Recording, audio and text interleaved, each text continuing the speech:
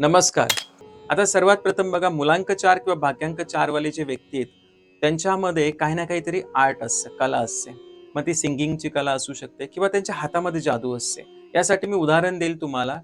ऑस्ट्रेलियाचा टॉपचा स्पिनर शेन वॉर्न याचा मुलांक 4 वरती येतो. त्याच्या पाठोपाठ जो स्पिनर होता श्रीलंकेचा मुथय्या मुरलीधरन, त्याचा भाग्यांक 4 आहे. आणि आत्ताचा टॉपचा बॉलर जो तुमच्या सगळ्यांच्या जनरेशनचा, आमच्या जनरेशनची तर नावं मी सांगितली.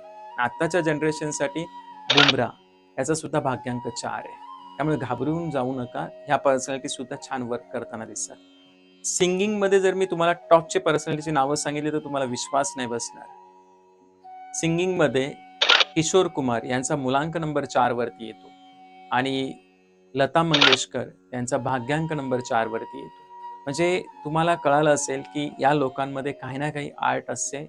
खूप हार्डवर्कर असतात अशी लोकं. तुम्ही मेहनत करा, तुम्हाला यश नक्की मिळेल. फक्त थोडं डिसिप्लिनमध्ये तुम्हाला राहावं लागेल आणि फोकस नाही आणला पाहिजे, कारण हा राहूचा नंबर आहे. तर तुम्हाला हा व्हिडिओ कसा वाटला, माझी इन्फॉर्मेशन कशी वाटली, ते मला कमेंट बॉक्समध्ये जरूर सांगा.